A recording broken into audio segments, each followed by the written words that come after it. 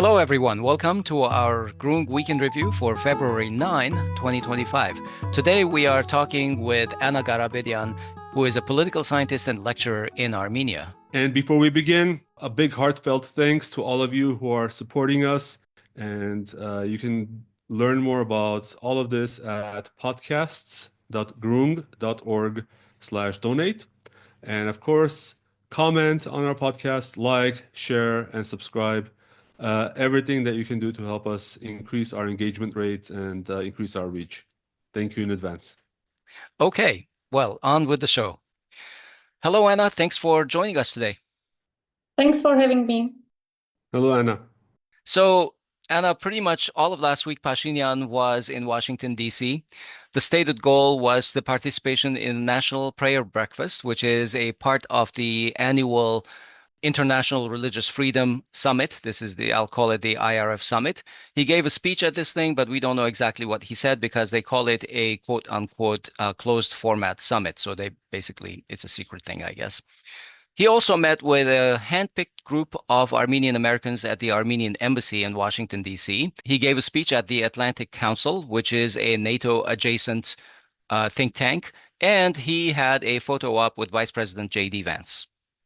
What would you say this trip was all about, and what was achieved in Washington? It's obvious that the main agenda of Pashinyan was not this summit and not the meeting with participants of this summit and breakfast, but the main thing was to get a meeting with U.S. officials as high as possible, or even to get a photo with a U.S. official showing that he has good relations also with the new administration. And that's why it was also written in Armenian media that no one other leader of any country or high representative of any other country participated in this summit. And this was just an event that gave him an opportunity to visit Washington and to have some hope that he will be received by U.S. officials. As a result, we see that there wasn't, up to this moment, I think there wasn't any press release about this meeting with Vice President of U.S. from the American side. And that means that this meeting wasn't something about the issues they discussed, or even if they discussed anything at all. Yes. But it was just a photo that the administration of Pashinyan will use for a PR and show to American society that they have good relations with the new administration. They already had a meeting, etc., etc. And also, speaking about what was discussed in Washington, he used this platform of Atlantic Council to speak about his so-called balanced policy, and to say that he has some good progress in the negotiations with Turkey and Azerbaijan.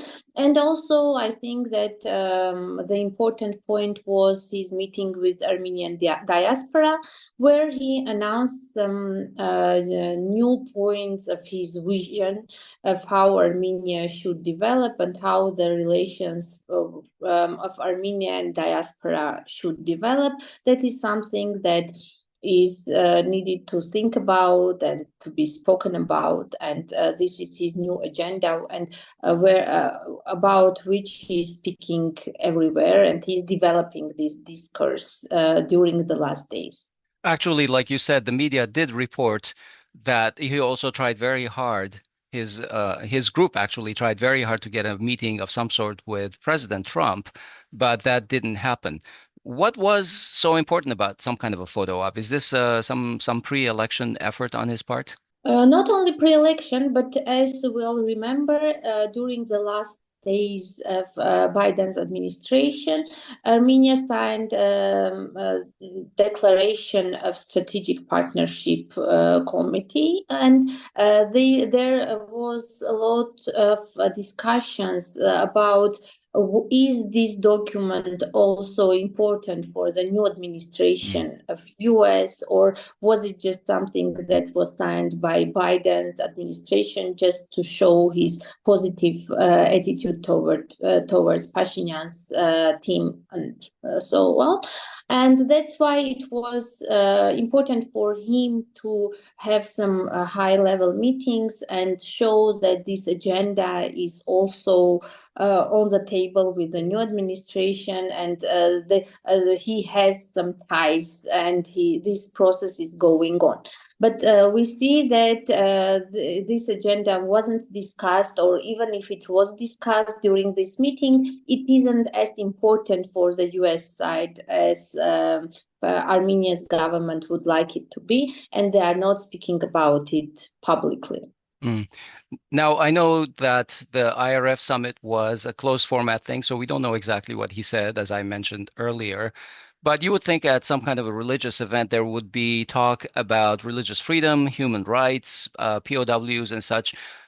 Do you think that Pashinyan mentioned anything about the sham trials going on in Baku or the prisoners of war from Republic of Artsakh or anything like that? Sorry, can I just also add that at one point screenshots were shared of the summit where on the agenda one of the participants was going to be Geram Stepanyan, and it was explicitly mentioned as Republic of Artsakh.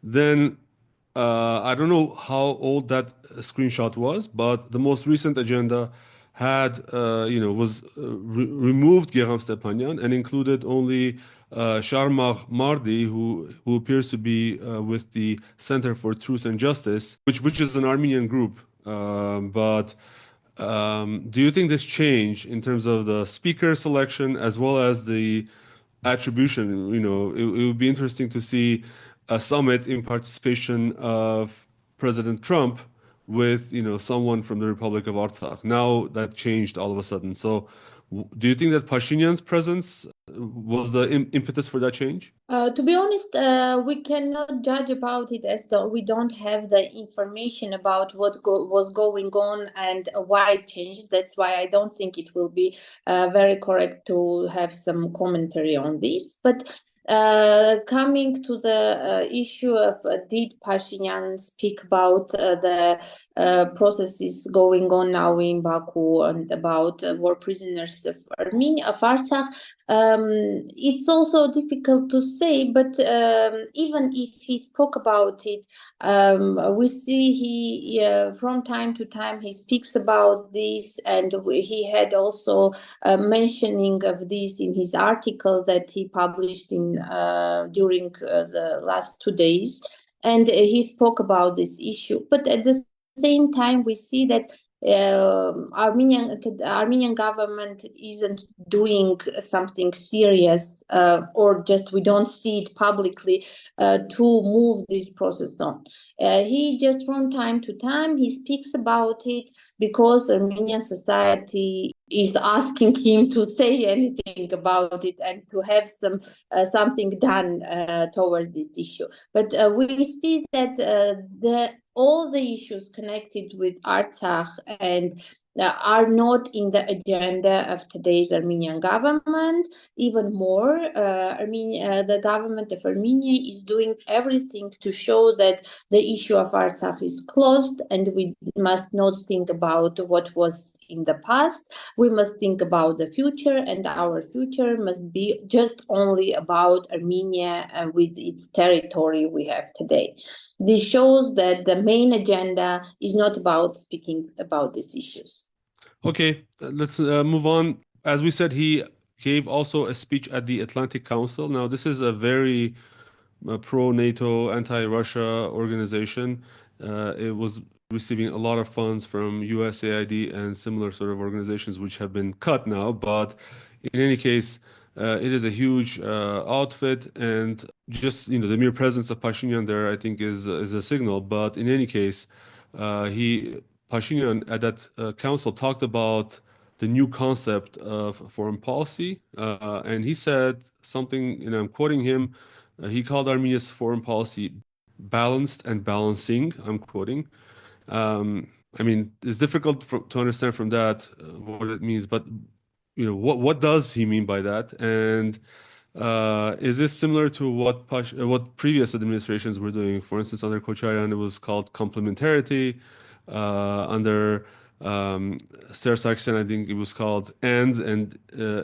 Besides the terminology he used, how can Armenia's foreign policy be characterized today? I think that what Pashinyan is calling balanced balanced and balancing policy is truly different from what it was during the period of Kocharyan or the period of Sargsyan, because during these periods, with some differences, but we had very good relations with Russia, especially in the issues of security. And we were developing our relations with mainly EU and also with US as much as it was possible, as deep as it was possible, not contradicting with our partnership with Russia. Today, the situation is totally different because no matter how Pashinyan calls his policy, everyone understands that his policy is anti-Russian, and his main goal is to change the the vector of foreign policy for Armenia and change it to the West. And at the same time, I think he has some fears connected with Russia. And the last visit of Mirzoyan to Moscow was the proof of it, and how they started to speak about good relations with Russia, speaking about that the entering the EU is not the main agenda for Armenia, etc., etc. So this was today's real policy of their real foreign policy of Armenia. Today is just to react to the impulses that are coming from West or from Russia, and if where they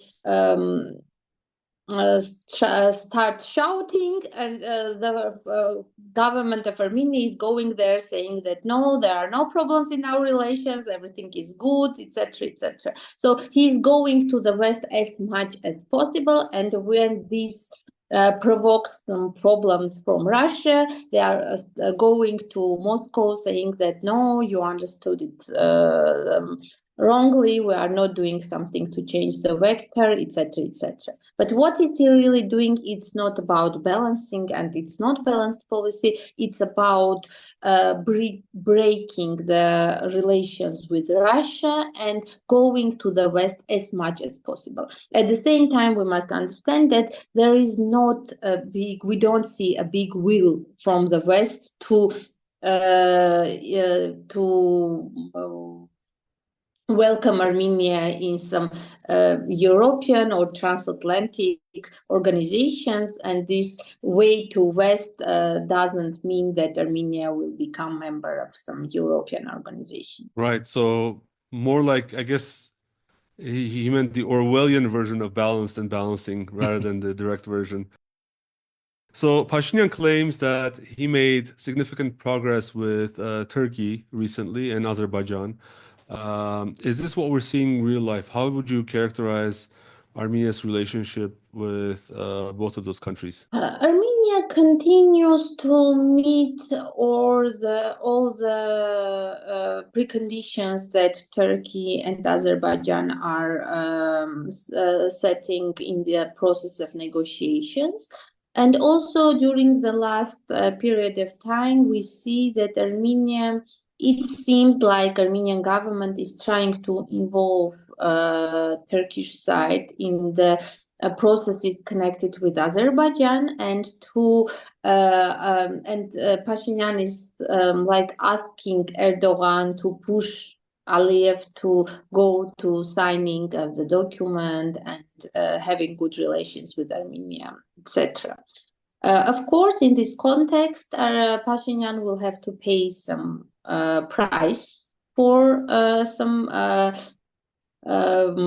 steps by Turkey, and we see that he is doing it. The same meeting with Armenian diaspora and speaking about the genocide issues and saying that it's not the agenda of Armenia and it was some foreign agenda that was Armenia was pushed to follow this agenda, and we must not think about past, but we must speak about the real Armenia, etc., etc. It shows that this way Pashinyan is meeting some new, not new, but is meeting also preconditions of Turkey, not to speak about genocide and not to speak about some issues of Western Armenia, etc., etc., but to have, if Armenia wants Turkey to help in the process of Azerbaijan, Armenia must forget about genocide and must not, Armenian diaspora must not have some influence on Armenia connected with these issues.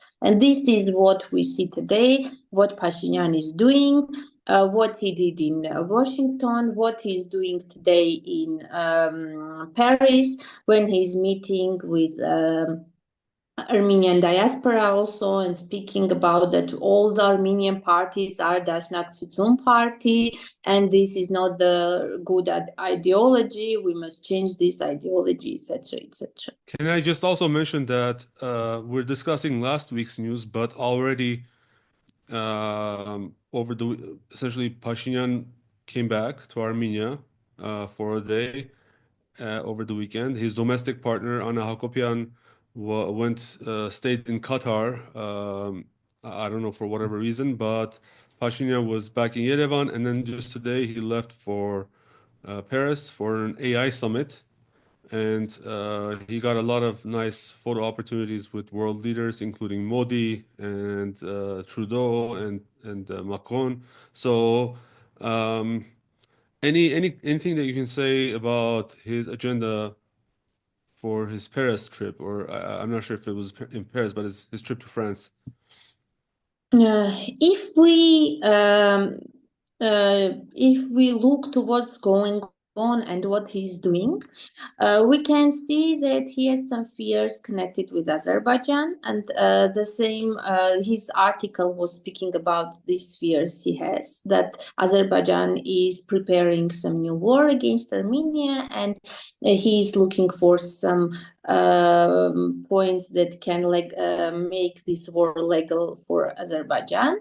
And I think that he tried in Washington to get some guarantees of security for Armenia or some guarantees that they will stop Azerbaijan in this process and not let new aggression against Armenia. I have feeling that he didn't get these guarantees in Washington, and now that's why he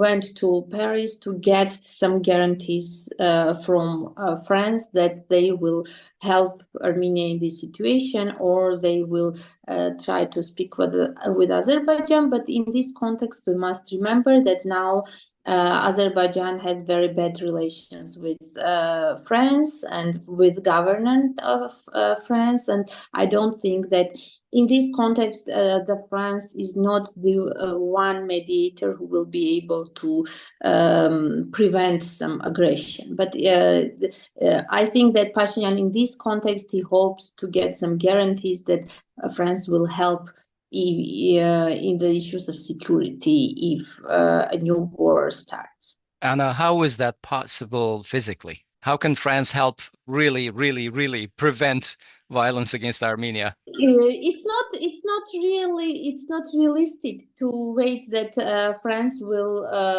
have some troops involved in the regional conflict, etc. But let's not forget that the so-called Pashinyan needs some tools to sell his so-called balanced policy to Armenian society and to show that he did his best in this situation. And in this context, some announcements from Paris that Paris is with Armenia and they love Armenian people, and they will do a lot. And they will, for example, sell some new weapons for Armenia. Let's not forget that during the same days, our Minister of Defense is in India, and he's trying to get some new contracts maybe. This shows that Armenia is trying to get any security guarantees it can have in the situation, because of course everyone understands that nothing is really preventing some new aggression against Armenia from Azerbaijan. Azerbaijan is getting ready for a new aggression, and that's why in the situation when Armenian-Russian relations are, to be honest, very poor, and there are no guarantees that Russia will be interested to help Armenia in this situation. That's why Pashinyan is trying to get any guarantees from anywhere he can. Let's move on. Last week, or over the weekend, I believe, Trump sanctioned the International Criminal Court. Now, this episode is important for us because the Pashinyan regime put on a whole show, essentially, around Armenia's accession to the ICC. Despite the court putting out an arrest warrant for Putin, Armenia decided to go ahead. And at that time, Pashinyan's propagandists were saying that Armenian membership to the ICC would help prosecute Aliyev against all his criminal cases. Now, paradoxically, the other news last week was that in Washington, D.C., Pashinyan once again said that Armenia is willing to consider withdrawing all criminal cases against Azerbaijan in a reciprocal manner, and upon signing the so-called peace deal. And this drew ire, in fact, from none other than Luis Moreno Ocampo, who said that while technically Armenia can withdraw from the ICC or even withdraw its cases, it doesn't have the power solely to stop the court from investigation of crimes against Armenians. Did the Armenian government know, for instance, all along that it was going to withdraw its criminal cases? Because it would be really interesting for me to know, when Pashinyan was pleading with the public that we must go, become a member of the ICC to help Armenians in Artsakh, did he really know he was going to do what he did, or what he's prepared to do, what he talked about last week? It's not the first time he's speaking about the withdrawing of cases from ICC, because it's one of the preconditions by Azerbaijan, and as I understand, it's one of the points of the so-called peace agreement they are negotiating. And the issue is that when Armenia was sending these cases to international courts and also to ICC, they were hoping to get some quick results maybe, and to have some pressure on Azerbaijan in the situation during the blockade. And mainly, to be honest, it wasn't these cases, they weren't mostly something that government did. We have some very good international lawyers that did a lot in this context and worked in this context. At the same time, I think that joining the ICC was some political step by Armenian government. That was agreed with European side, and it had more some geopolitical meaning, mainly connected with Putin, maybe, yes, in that moment of time. But later the situation changed, because Azerbaijan started to speak about these cases, about removing these cases. And as in all situations in this issue, also Pashinyan agreed to do this, or he's speaking about how he sees this. And here the main issue in this topic is that how Pashinyan speaks about this point shows that he is not sure even that after signing the peace agreement, any point from this agreement will be really implemented and Azerbaijan will keep up to these points. Because he says, okay, I'm not against withdrawing these cases from international courts, but we must be sure that Azerbaijan will not bring these issues to our bilateral agenda. It means that he is not sure even how will Azerbaijan act after signing this agreement, and he is not sure. He is sure that Azerbaijan will do everything possible to get more and more. And we see that Azerbaijan, after the 2020, Azerbaijan did everything to get some evidences that he will use in international courts against Armenia, and he made the Armenian government to give them some evidences or facts that will be used against Armenia. This shows that Azerbaijan is not going to withdraw any cases, or even if it withdraws cases today, it will start some new cases in the future, and this process will not be stopped if Azerbaijan will be interested in that moment to do that. So I think all the story connected with international court was Armenia's main point wasn't these cases, but it showed government used these cases to make this step by Armenia more acceptable maybe for Armenian society in that moment. Okay, well, another trip that happened last week was President Ilham Aliyev's advisor, Hikmet Hajiev, who was in Tehran. From many of the tough statements out of Iran about their red lines regarding any border changes, specifically the Iran-Armenia border, it was clear that Hajiev's mission revolved around their so-called Zangezur Corridor. Iran's ambassador, Mehdi Sabhani, said that the corridor was a bad deal for Iran and Armenia, and that Iran would make absolutely no deals about this. What's your read on the outcomes of Hajiev's visit to Tehran? As you mentioned, the statements that were made by the ambassador of Iran in Armenia after Hajiev's visit to Iran show that the main topic of discussions in Iran was the so-called Zangezur Corridor, and were the steps that Azerbaijan is going to take in this connected with this issue. And the reactions of Iran show that Tehran is not sharing the vision of Azerbaijan and didn't say it's okay with everything that Azerbaijan is going to take. And the interesting thing that, among other statements that were made by Iran, was that Armenia can protect itself. It was like showing that it was some kind of signal that we are going to help Armenia if a new war starts, but at the same time, Armenia must protect itself, and we are not going to take some responsibility for this issue, but at the same time, we will help Armenia. Like it was a message like this, yes. And it shows that Armenia is now as weak, that our neighbors are trying to move Armenia to be more strong in its position, to protect its positions and not to give up. And it's like Tehran telling Armenia that you are not as weak as you think and you can protect yourself, etc.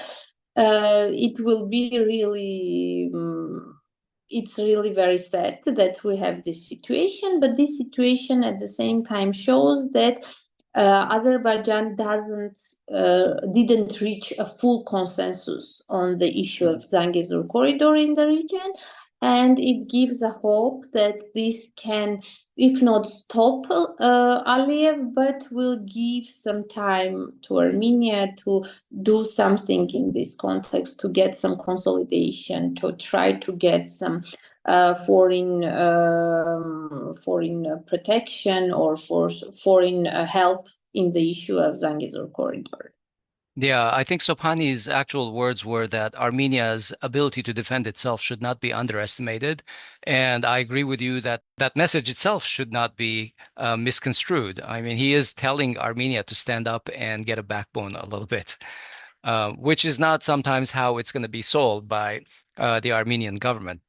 Now, as far as this access corridor business goes, Armenia officially has offered Azerbaijan the same terms as Iran for access through to Nakhichevan. But when we were talking to Benjamin Boghosian last week, he said that Armenia is actually offering a lot more so-called simplified procedures to get through. So what is it that's stopping Azerbaijan from accepting these terms and moving on to a so-called peace? Because even today, I think it was today or yesterday, the crossroads of peace was basically dismissed. I think Aliyev said that it wasn't worth a dime, this thing.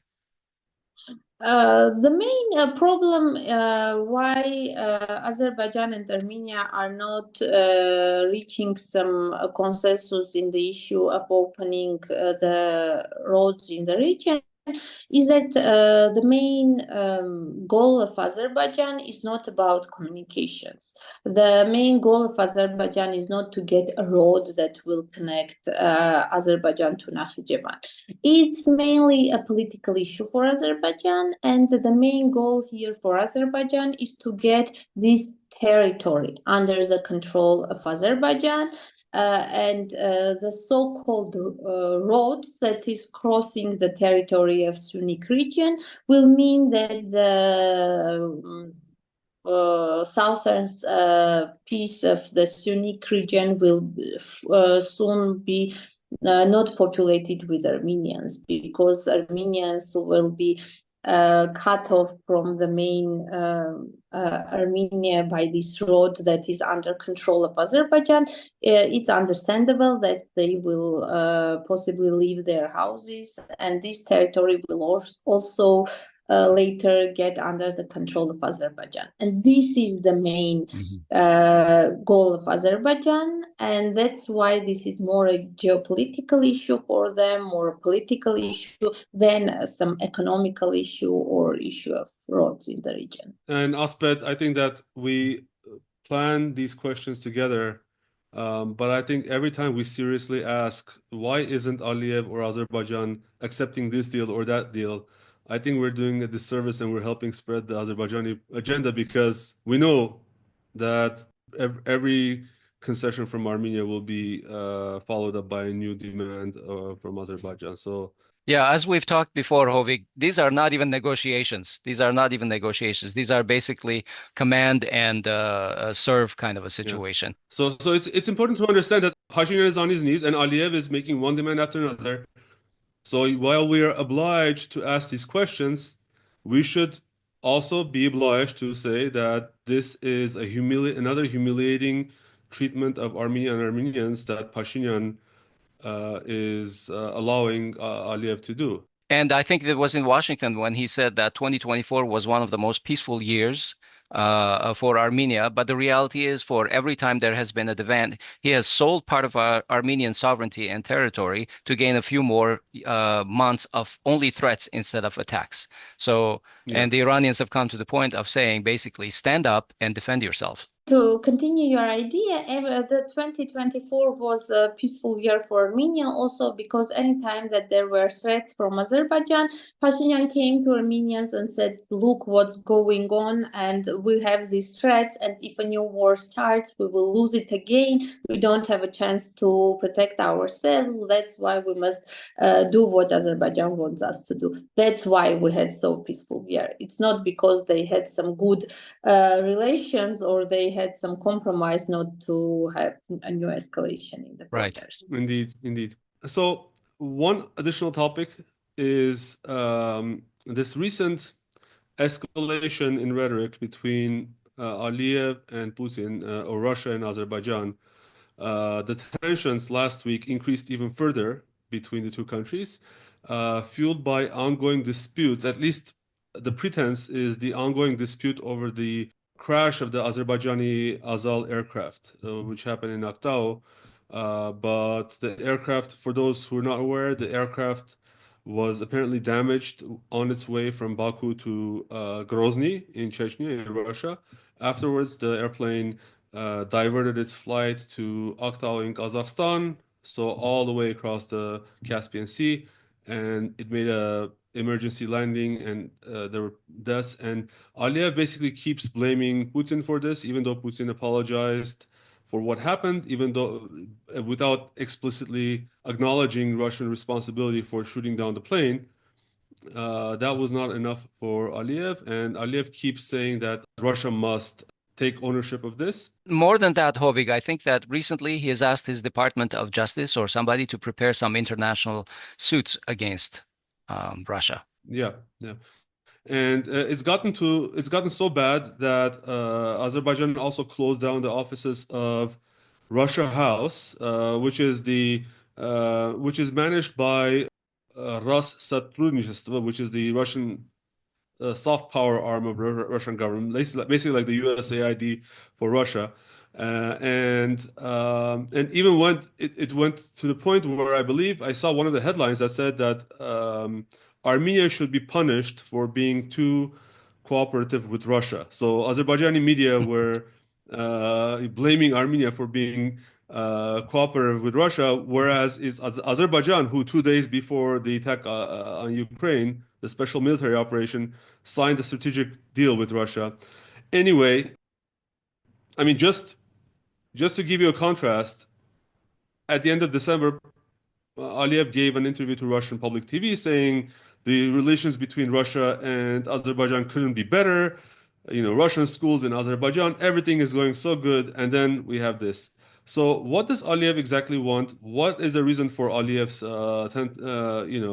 tantrums right now? I will not take seriously the anti-Russian policy of Azerbaijan in this context, because today Azerbaijan is a very important partner for Russia in the region, because the main topic is the gas deal that helps Russia to continue to sell its gas to Europe under the name of some Azerbaijani gas, and everybody in the region understands what's going on, and that's why it's a very important way for Russia and important country and partner in Russia in this situation. And if you pay attention, everything that is done in this context by Baku, all the announcements and steps that were done, you mentioned, they don't meet a serious reaction from Moscow, the way Moscow liked to react in this kind of situations. For example, the same Peskov today announced that Putin is not going to speak about the crash of the Azal aircraft, and they are trying not to comment really on these issues, or to not to be very strong in their commentary. Because they understand that it's the Russian-Azerbaijani relations are very important for them in this situation, and at the same time they I think in some contexts they are not against showing some conflict in the relations of Azerbaijan and Russia, in case that anything happens in the region. No one will blame Russia again for what's going on. Yes. And at the same time, Azerbaijan is trying to benefit from its position, and it's trying to have some, as Pashinyan will call it, balanced foreign policy, and to get benefits both from Western side and from Russian side. And this also means that from time to time, Aliyev is taking some steps against West, for example, against France, what we see during the last times. And from time to time, they are doing some steps against Russia to show that we are sovereign and we are doing what we think is right to be done.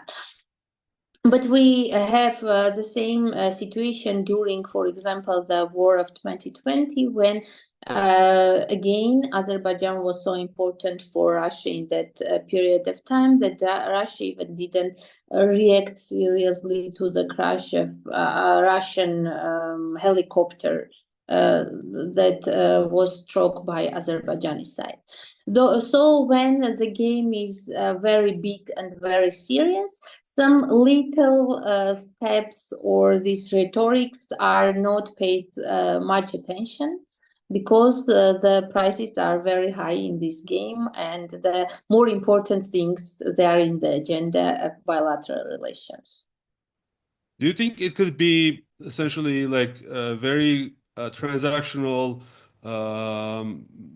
relationship where Aliyev wants something from Putin and Putin isn't giving what he wants right now, essentially? And what we mean by that is, for instance, could this be around the fact that Aliyev wants to take the Zangezur Corridor and Putin is, for whatever reason, not okay with that yet?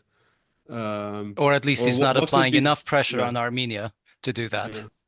I mean, obviously, I mean, they wouldn't create this whole mess just to show Azerbaijan is sovereign. Is there something else behind this besides that just sort of pretense of sovereignty and pretense of some problems, some issues between the relationships? In this context, I think that Azerbaijan is getting ready for a new escalation during which it is going to take the Zangezur corridor, and maybe it doesn't still have agreed some issues with Russia, or it's not getting some okays from Moscow for this process. Or something else, or as Asbed mentioned, maybe in Baku they think that Russia is not putting much pressure on Armenia. But at the same time, I think that not the Russia is the main player who is now responsible for pushing Pashinyan for some new consensuses, because, as we said, during the last years, after mainly the war of 2020, mainly by the mediation of the West, by the mediation of EU, or by the mediation of US, Pashinyan was meeting some preconditions of Azerbaijan and lowering its prices in this negotiation. Yeah, I have read recently, I mean, in the last couple of days, that Aliyev is still talking about Armenia not fulfilling point 9 of the trilateral statement between Armenia, Azerbaijan, and Russia, the November 9-10 statement from 2020.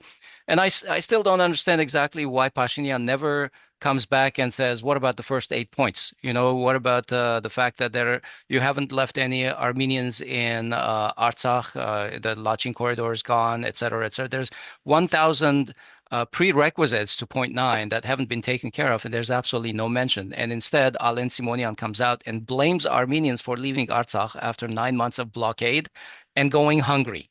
And this is all you get from this government.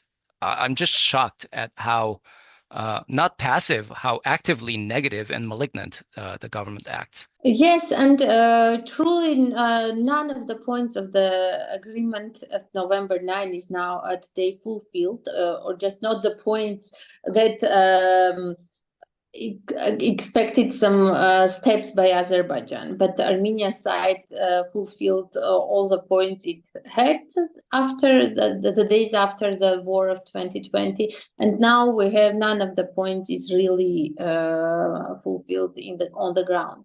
But coming to the document of November 9, I think not Armenia and neither Armenia nor Azerbaijan is referring to this document in their agenda. Mainly, the document is still important for Russian side, as it was the main document that was agreed by the mediation of Russia, and it is the legal basis on which Russia can continue its mediation and involvement in the negotiations of Armenia and Azerbaijan. Yeah, yeah. Okay, well, I'm going to wrap up here for our topics today. Actually, we had one more topic, and that had to do with the worker strike at the Zangezur copper and molybdenum plant, but it seems like that issue is resolving itself. I think that the workers had demanded a 50% raise in salaries, and they're getting offered 20%. So that thing is more or less just since it's resolving, it's not really an issue, and there's no need to spend a lot of time on it. I mean, there is some political intrigue behind it because the representatives of the combine were saying that there are some geopolitical reasons why those protests were being organized. But given that it's being resolved, we should just monitor it. But it would be interesting to see what happens and how if this is really resolved fully. Absolutely. That was why it was on the agenda, not so much because, they're getting paid enough, they're not getting paid enough, but the reality of the geopolitics. I mean, this is in Kajaran, which is in Sunik, which is probably just north of the border, basically. And it's the biggest corporate taxpayer. I mean, every day it's costing 100 million drams, was it? I forget the number in taxable revenues. But the of course the geopolitics of it is very interesting. We should remember that all of a sudden, like after Pashinyan's election, the owners of the combine decided to award the Armenian government a share in the combine. Like I think was it a 20% or Well, now 25% they're share? just under 22%. Yeah. Yeah, It's so Hovik, 78% owned by a Russian billionaire and just under 22% yeah. owned by the Armenian government. During the elections, Pashinyan was threatening the combine, and it was never cleared up how immediately after the election shares were transferred to the Armenian government. The entire like sort of yeah, it's very under very murky circumstances. The management of the shares was initially transferred to Tigran Avinyan, who is currently the mayor of Yerevan. That should also be A mentioned. red flag right there. We should just mention that to this day, we don't know how those shares got transferred to the Armenian government. Obviously, we're happy that the Armenian government would get more of the shares of national assets of Armenia and the people of Armenia, but there are some shady things going on around this, and we hope to clear that up, in the future. So now it's time to ask each of you if something is on your mind that you want to share with people. Hovik, since you are talking, how about something else? So I would like to bring to your attention two things. I just want to express my gratitude to Aram Katolikos, who penned a letter to Trump, congratulating him on his re-election and publicly asking him to secure the immediate and unconditional release of Armenian hostages and POWs in Baku. Mhm. If there's one example of statesmanship from Armenian leaders, this is the only example I could find recently. They had a conversation during the campaign, so I hope that the message was heard by Trump. The second item, which is related to Pashinyan's trip to France, all these meetings that he's having with these handpicked members of the Armenian community, who none of them are recognized faces, it's humiliating for me to see that these people decide to go to these meetings, to attend these meetings, and sit there while Pashinyan denigrates everything that the Armenian nation has stood for all this time. But today's speech to the French Armenian community was pretty reprehensible, a new level, I believe. And he directly criticized the ARF and basically said that all this time, all the political parties in Armenia were trying to prove to be a better version of ARF than ARF itself, and Armenia needs a new ideology. I'm assuming that he brought in some enemies of the ARF to that meeting, and those people decided to attend.